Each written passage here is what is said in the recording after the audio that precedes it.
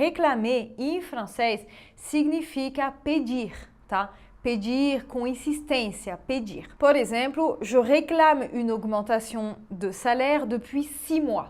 Je réclame une augmentation de salaire depuis 6 mois.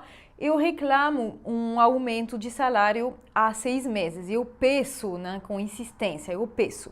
Reclamar no sentido de que a gente não está feliz, não está satisfeito, vamos dizer, tem várias traduções dependendo do contexto. Mas o mais comum seria râler. Por exemplo, il a râlé toute la journée. Il a râlé toute la journée não é que ele ralou o dia inteiro, não, é que ele reclamou o dia inteiro, o dia todo. Tá? Il a râlé toute la journée. Pourquoi tu râles? Pourquoi tu râles?